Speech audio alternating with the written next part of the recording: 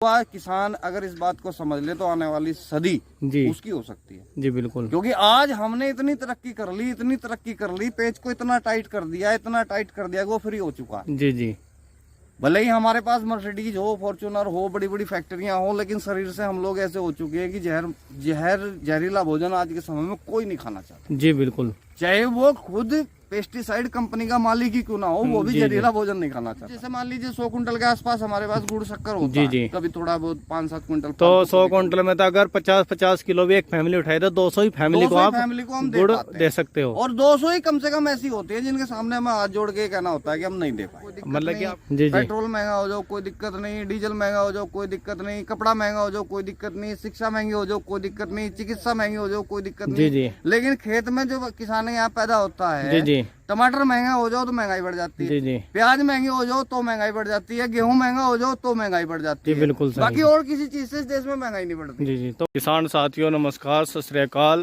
भाइयों। जो आज की वीडियो है बहुत खास होने वाली है। जो आज के हमारे किसान हैं बहुत ही प्रगतिशील और जागरूक है, जिन्होंने अपना खुद का कोल्लू लगा के और पंजाब 88 गन्ना लगा के एक अच्छी आय प्राप्त कर रहे हैं। तो इनका ये आप देख सकते हो कोल्लू वगैरह सब, और किसान भाई से मिलवाएंगे। और इनका अपना पशुधन भी यहीं पे है, और ये पंजाब 88 गन्ना लगा रहे हैं। तो इधर जो आप खेत देख रहे हो पंजाब 88 का, वो भी आपको दिखाते हैं। तो नमस्कार, सत श्री अकाल जी। जी राम राम जी। और ठीक हो जी? जी। थोड़ा सा जी अपना किसान भाइयों को परिचय दे दो। जी मेरा नाम दीपक चौधरी है जी, ग्राम फतेहचंदपुर, जिला सहारनपुर, उत्तर प्रदेश जी। लीलावती प्राकृतिक कृषि आश्रम के रूप में हम लोग यहाँ पर 2014 से प्राकृतिक खेती कर रहे हैं जी। आप प्राकृतिक खेती करें बिना केमिकल के? हाँ जी। कितने एकड़ में आप खेती कर रहे हैं? 10 एकड़ के आसपास। 10 एकड़ में। और सारी कौन कौन सी फसलें आप लगा रहे हैं? मतलब हम लोग जो है जी मुख्य रूप से गन्ना लगाते हैं जी। मुख्य रूप से 80% गन्ना है जी। और आपका खाने लायक गेहूं जी, धान जी, और जी सभी तरह की कोशिश करते हैं कि सब्जियां जी जी अपने लिए भी, परिवार के लिए, और थोड़ा बहुत जो साथी हैं अपने उनके लिए। तो पीछे आपके जो ये वैरायटी देख रहे हैं गन्ने की, कौन सी वैरायटी है जी? ये पंजाब 88 जी। पंजाब 88 88 बोलते हैं वैसे से, लेकिन हमारे यहाँ लोकल में इसको पंजाब 88 सर चोर बीज भी बोलते हैं जी। हाँ, चोर बीज इसलिए बोलते हैं कि खड़ा हुआ तो थोड़ा सा ज्यादा अच्छा बीज हाँ, लेकिन लिखा उत्पादन थोड़ा कम है इसका। जी जी। लेकिन हम लोग इसके पीछे इस वजह से पड़े हुए हैं जी कि एक तो ये कई साल तक चल जाता है, 3रे साल का है जी। जी। अच्छा, मतलब कि पिछले साल की? हाँ जी। दूसरे साल की तो है ही मोटी? 3रे साल की। हाँ, तीसरी बार इसकी कटाई होगी इस बार। अच्छा जी। तो कितने बार तक की रखते हो जी पेडी? हमारे पास जो है जी, हमने जो 4 साल तक रखा है, 4 साल। और अब की बार इससे जो पिछला खेत है उसमें 5वें साल के लिए छोड़ दिया है। अच्छा जी। एक बात बताना जी, सही है, जो गन्ने से गन्ने की दूरी है, ये पहले तो ये बताओ ये कितनी लाइन है? से लाइन की दूरी है जी आपका 4 फीट। अच्छा जी, लग तो रही नहीं जी है। नहीं, 4 फीट है जी। अच्छा जी। और पौधे से पौधे की दूरी जो है जी, वो जैसे 2 आंख के टुकड़े होते हैं। 2 आंख के बोते हो? हाँ, 2 आंख के बोते हैं, नहीं 1 आंख के भी बोते हैं, 2 के भी बोते हैं। उसमें भी ये मतलब कोशिश जारी है कि भाई 1 बेहतर है या 2 बेहतर है। जी जी। तो अभी तक दोनों का जो परिणाम है वो लगभग अच्छे लग रहे हैं दोनों। हाँ, दोनों अच्छे हैं। ठीक है जी। तो जी जैसे आप ये प्राकृतिक कर रहे हो, बाहर से कुछ भी यूरिया डाई नहीं डालते, तो इसमें प्राकृतिक करने को पोषण तो चाहिए? बिल्कुल चाहिए जी। तो उसके लिए फिर आप क्या डाल रहे हो इसमें? हम लोग एक तो जीवामृत जी, और दूसरा जो है घन जीवामृत। जी। जीवामृत को आप कैसे चलाते हैं? मतलब जीवामृत को तो हम गड्ढे के माध्यम से चलाते हैं वहाँ से। मतलब जीवामृत तैयार करके गड्ढा बनाया हुआ हमने होदी के बराबर में, ठीक है जी, उसमें डाल देते हैं और उसमें से फिर वो मिक्स होकर पानी के साथ निकल जाता है। जी। और घन जीवामृत बुआई में डालते हो? घन जीवामृत बुआई में भी डालते हैं, बीच में जो गन्ने की जुताई होती है ना, बीच में लाइनों में, उसमें भी डालते हैं। जी। तो और कुछ भी इसमें जैसे कीट वगैरह आता है, जैसे हमारे कीट वगैरह की हमारे यहाँ एक देखिए, हम क्या करते हैं कि जो भी हमारी बुआई होती है, तो बुआई में हमारे 2 दिन 3 दिन ज्यादा लगते हैं। जी। कारण उसके पीछे ये है कि हम पहले इसमें से स्वस्थ गन्ना निकाल लेंगे। अच्छा जी। और उसे ही बीज के रूप में इस्तेमाल। तो ऊपर का लेते हो गन्ने सारा ही, मतलब की जड़ से? सितंबर की बुआई में तो लगभग 2 या 3 आंख छोड़ देते हैं नीचे की, क्योंकि इसमें शुगर की मात्रा इतनी ज्यादा नहीं होती। ठीक है। अगर लेट बुआई कभी करनी हो, वैसे तो करनी रहे 3-4 साल से, जी, तो फिर थोड़ा 1/3 या आधा गन्ना ही ऊपर का बोया जाता है। बाकी सितंबर में कोई ज्यादा वो नहीं हो पाता, क्योंकि उस टाइम जो गन्ना बचता है उसका कोई विकल्प भी नहीं। और फरवरी में, फागण में आप आधम का लेते हो? हाँ, आधा मान के चलिए। लेकिन अब फरवरी की बुआई हम लोग कर ही नहीं रहे हैं अभी कई साल से। अच्छा जी। तो जैसे ही इसका एवरेज क्या आ जाता है भाई जी, जैसे आपके गन्ने? हमारा एवरेज जो है जी, सभी सारा मिला दोनों चीजें मैं आपको बताता हूँ जी, कि हमने मैक्सिमम जो लिया है जी। मतलब हमारा जो औसत आता है वो लगभग 35 क्विंटल पर बीघा। जी जी। यानी एकड़ में हम लगाएं तो 6 तिया 18 जी और जी। 6 पंजे 30, यानी 200 के आसपास आता जी है। जी। और केमिकल में कितना एवरेज आ जाएगा अभी इसका? इसमें एक बात ये रह गई जी कि वैसे हमने हाईएस्ट जो हमारे खेत मजबूत हैं, बढ़िया जी जी। हाँ, जो बढ़िया अच्छा खेत है उसमें हमने लगभग 70 क्विंटल 65 से 70 क्विंटल के बीघे तक भी हमने गन्ना प्राकृतिक में जी? प्राकृतिक रूप से। अच्छा जी। क्योंकि मैं अभी हमारी बात हो रही थी, जी जी। उत्पादन जो है वो इस चीज पे निर्भर नहीं करता कि आप केमिकल डालते हैं या नहीं डालते हैं। जी जी बिल्कुल। वो इस चीज पे निर्भर करेगा कि इस खेत में ताकत कितनी है। जी जी बिल्कुल। तो अगर इसमें जीवांश की मात्रा अच्छी है, जीवाणु की मात्रा अच्छी है, तो फिर ये मैटर नहीं करता कि आप इसमें मतलब ये प्राकृतिक खेती करते हो या आप रासायनिक खेती करते हो, फिर आपको उत्पादन मिलेगा। बिल्कुल सही कह रहे जी। तो मतलब कि अगर हम जैविक में आना चाहे जी, किसान तो थोड़ा केमिकल कम करके जीवामृत घन जीवामृत चला के, देखिए जीवामृत घन जीवामृत केमिकल के साथ भी चलाएं तो परिणाम ठीक मिल सकते हैं, इसमें कोई दो राय नहीं है। क्योंकि कहीं ना कहीं पोषण भी मिलेगा और आपका जीवाणु भी बढ़ेंगे, क्योंकि 78.5% नाइट्रोजन हमारी हवा में है। जी जी बिल्कुल। बस उसको पकड़ना है।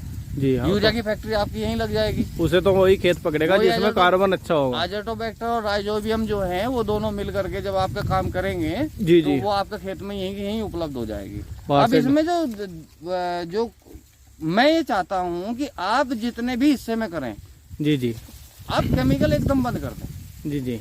शुरुआत करें आप अपने परिवार की जो भी जरूरतें हैं, 1 बीघे से स्टार्टिंग हाँ, कर 1 बीघा 2 बीघा आपके परिवार में मान लीजिए अनाज है, दालें जी, जी। हैं, चावल है, तो थोड़ा बहुत गुड़ शक्कर बनाने के लिए, जी जी, तो आप उतने हिस्से में केमिकल फ्री हो जाए, जी। उत्पादन आपको 50% मिले, 40 मिले, मैं तो ये बिल्कुल। कहता हूँ 30% भी मिले तो भी आपको फायदा इस रूप में होगा कि आपको खाने के लिए जो शुद्ध मिलेगा। बिल्कुल सही कह रहे हैं। क्योंकि खाने के लिए शुद्ध मिलेगा तो बीमारी में जो पैसे आपके डॉक्टर पे जा रहे हैं वो बचेंगे। जी जी, बात वहीं आएगी घूम फिर के, स्वास्थ्य आपको फ्री में बच जाएगा। जी बिल्कुल सही कह रहे हो। जी। बहुत बढ़िया जी। तो किसान भाई ऐसे मतलब कि जैसे आजकल गन्ने में जो कीट आता है, टॉप बोरर बहुत आता है, जी, जी। तो आप टॉप बोरर के फंगस के लिए क्या करते देखिए हो? 3 तरह से बीमारियां आती हैं। जी, आप टॉप बोरर या फंगस पे बात ना करके अगर इस पे हम जड़ पे जाएं, 3 तरह से बीमारियां आती है। एक जी। जमीन से, जी एक हाँ, बीज से, एक बिल्कुल। मौसम से। जी जी, जमीन जब जिस दिन संतुलित हो जाएगी जमीन की बीमारियां खत्म।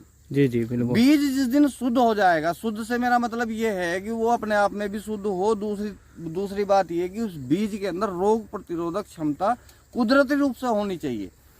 जी जी, ये तो बिल्कुल सही कह रहे हो जी आप। अगर धरती स्वस्थ होगी और बीज भी स्वस्थ बीज रहेगा। के अंदर जैसे मान लीजिए जितने भी जंगली बीज हैं हमारे, जी जी, उनमें कभी कोई बीमारी नहीं आती। बिल्कुल नहीं कारण आती। क्या है?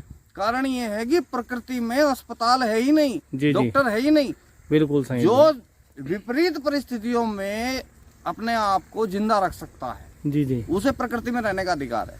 उसी तरीके से जैसे हम लोग बीज छांटेंगे तो जी। बीज वही पौधे हम छांटेंगे जो बीमार नहीं हुए। जी बिल्कुल। तो हमारे खेत में अब मैं बताता हूँ, इस साल क्या हम कई साल से खेत में बीमारी की हमारे सामने कोई समस्या नहीं है। एक बात और बता देना चाहता हूँ कि 10% 15% बीमारियां स्वाभाविक होती हैं।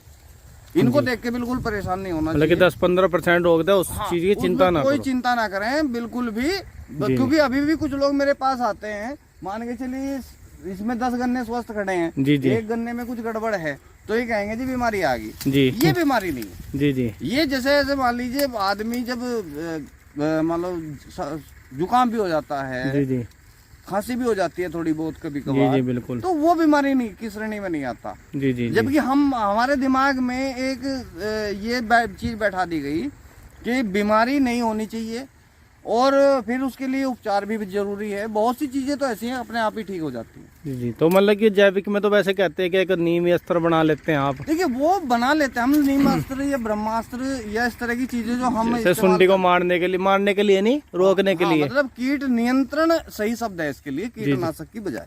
अच्छा जी, तो कीट नियंत्रण हम करें अपने खेत में। और जैसे मान लीजिए कुछ फसलें हैं जिनमें बीमारियां आती हैं, जैसे सब्जियां हैं, सब्जियां थोड़ी नरम स्वभाव की होती हैं, जी हाँ, तो उनमें बीमारियां आती हैं, तो उसके लिए नीमास्त्र है, ब्रह्मास्त्र है। और आप उसको कैसे बनाते हैं जी? थोड़ा छोटी सी उसमें बता दो, छोटा सा ही। देखिए नीमास्त्र जो है उसमें हम लोग गोबर, जी, नीम के पत्ते जी, और पानी जी, ये लेते हैं।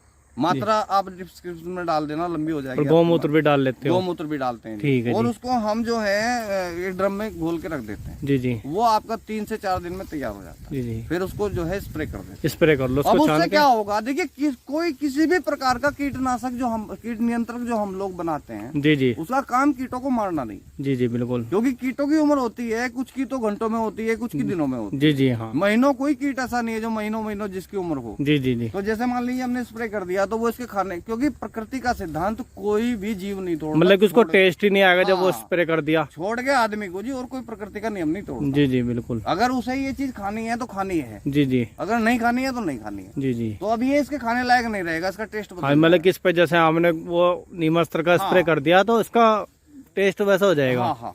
ऊपर से पत्ते को ही खाएगा। उसका जो प्रजनन का जो चक्र है, जी जो जी, जीवन चक्र है उसका, वो टूट जाएगा। बिल्कुल वो बिल्कुल टूट जाएगा, आपका नियंत्रण हो जाएगा। जी जी, बहुत अच्छी जानकारी दीजिए। तो ऐसे अपने किसान अगर चाहे तो थोड़ा केमिकल कर करके अपनी आमदनी बढ़ा सकता है, क्योंकि केमिकल में तो जो है आजकल। देखिए आमदनी बढ़ाने के लिए मेरा एक सुझाव है सभी किसान भाइयों को, जी, अलग अलग समय पे अलग अलग लोगों का समय रहा। जी कभी नेताओं का रहा, कभी संतों का रहा, कभी खिलाड़ियों का रहा, कभी फिल्म स्टारों का रहा। जी हाँ। अगर मेरे देश का युवा किसान अगर इस बात को समझ ले तो आने वाली सदी जी उसकी हो सकती है। जी बिल्कुल। क्योंकि आज हमने इतनी तरक्की कर ली, इतनी तरक्की कर ली, पेज को इतना टाइट कर दिया, इतना टाइट कर दिया कि वो फ्री हो चुका है। जी जी। भले ही हमारे पास मर्सिडीज हो, फॉर्च्यूनर हो, बड़ी बड़ी फैक्ट्रियां हो, लेकिन शरीर से हम लोग ऐसे हो चुके हैं कि जहरीला भोजन आज के समय में कोई नहीं खाना चाहता। जी बिल्कुल। चाहे वो खुद पेस्टिसाइड कंपनी का मालिक ही क्यों ना हो, वो भी जहरीला भोजन नहीं खाना चाहता। जी जी। ये हमारी ताकत है। जी जी। तो हमारी ताकत है। अब ये भोजन जो है किसी फैक्ट्री में पैदा नहीं हो सकता, नहीं बिल्कुल नहीं हो सकता। फैक्ट्री में नहीं बनाया जा सकता, किसी एप्लीकेशन से डाउनलोड नहीं हो सकता, नहीं कहीं से नहीं है, तो खेत में ही होगा। ये जी खेत में ही होगा। तो जो शोषण किसान का पिछले 60-70 सालों में हुआ है, जी, उस शोषण को हम लोग वापस अपना हक मांग सकते हैं, क्योंकि ऐसे तो कोई नहीं देता हक। जी जी। जब हक तभी देगा जब उन्हें लगेगा कि देना पड़ेगा, जी जी, तब हक मिलेगा। जी जी बिल्कुल। जब आप आवाज उठाओगे तो आप जो है, जो हमें रेट चाहिए, जिस चीज के हमें रेट चाहिए, तो रेट हमें मिलेंगे, वाजिब रेट मिलेंगे। ऐसा नहीं है कि किसी भी चीज के, कुछ मेरे साथी भी ऐसे हैं कि वो उनका पता ही नहीं वो क्या मांग रहे हैं रेट के नाम पे। जी जी। वो रेट नहीं होता, लेकिन जो रेट होना चाहिए, जी यानी जी, हमारा परिवार, जैसे मान लीजिए कि मेरे पास 10 एकड़ जमीन है, उसकी कितनी कीमत है, जी जी हाँ, मेरे परिवार के कितने लोग हैं, कितनी मेरी मेहनत है, तो उस हिसाब से हमको जो रेट मिलना चाहिए। अगर प्राकृतिक खेती आज का देश का युवा करना शुरू कर दे, जी जी, तो उसकी मांग आज देश ही नहीं विदेशों तक भी है। पूरे हिंदुस्तान में, मैं यहाँ पे बैठा हुआ हूँ, मेरे से 50 किलोमीटर दूर तक कोई शहर नहीं है। जी जी। 9 साल हमने संघर्ष किया, 9 साल के संघर्ष के बाद में आज मेरे पास उतना उपलब्ध नहीं है कोई भी चीज A to Z।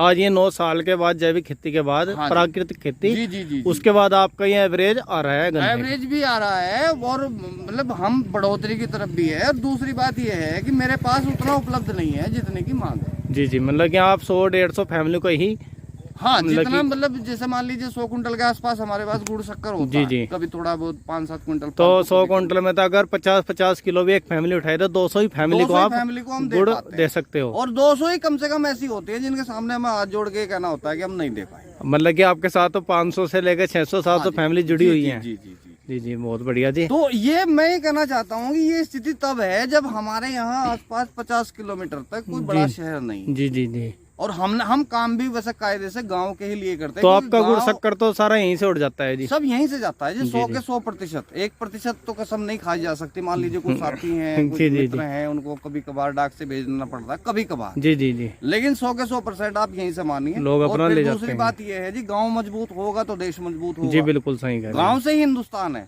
जी जी बिल्कुल सही कह रहे हो जी। अब देश, अब शहर मजबूत हो गए हैं और गांव कमजोर हो गए हैं। उनका कुछ कारण, सरकारों से वो जो तंत्र है ना, वो ऊपर बैठा हुआ। जी जी, हम लोग उच्च शिक्षित वर्ग मानते हैं, उससे कोई उम्मीद मत रखें। जी जी बिल्कुल नहीं रखनी चाहिए। किसान कहता है कि भाई गन्ने के रेट बढ़े, गन्ने के कितने 500 थोड़े हुए हो जाएंगे। आज हम लोगों को खुद उठानी पड़ेगी, खुद संघर्ष करना पड़ेगा, इसके अलावा और कोई रास्ता नहीं है। अब कुछ किसान कहते हैं केमिकल में कि गन्ना 80 निकाल लें, 90 निकाल लें। भाई उसमें 50 कुंटल की लागत भी तो आप दे रहे हो। उसमें लागत भी आ रही है। दूसरी बात ये है कि किसानों का भी एक माइंड सेट है कि मान लीजिए उसके पास 4 खेत हैं। जी जी। एक में उसने 80 कुंटल का बीघा निकाला, एक में 60 का निकाला, एक ऐसा भी है जो 35 का निकलेगा। जी बिल्कुल। 35 वाला नहीं बताना है, 60 वाला नहीं बताना है, 80 वाला बताना है जी। जबकि औसत घूम फिर के हमारा 35 आ रहा है तो उनका 45 आ रहा है। जी बिल्कुल 50 आ रहा होगा जी, 55 आ रहा होगा।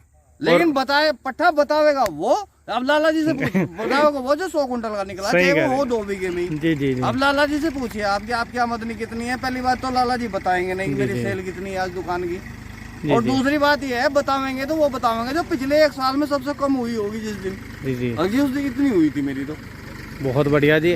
तो देखो जी, ये अपने युवा किसान ही कह सकते हैं इनको, युवा ही हैं ये अभी, और 9 साल के संघर्ष के बाद इन्होंने अपना प्राकृतिक खेती में तो जी प्राकृतिक खेती में इन्होंने अपने 9 साल बाद इन्होंने अपना एक मतलब कि एक इसमें अच्छी इनकम प्राप्त कर रहे हैं। पर बहुत काफ़ी संघर्ष किया है, ऐसा नहीं है कि संघर्ष नहीं किया है, और बिना संघर्ष के भाइयों कुछ नहीं होता। और ये हमें करना पड़ेगा जो हम चाह रहे हैं, रासायनिक खेती पे टिके रहना।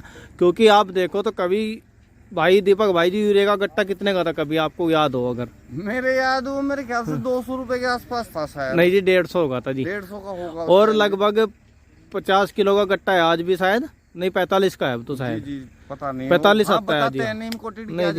नहीं जी हम तो गेरते हैं ना जी, तो 45 किलो हम तो करते नहीं जैविक कितनी, देखो झूठ क्यों बोल रहे किसी से।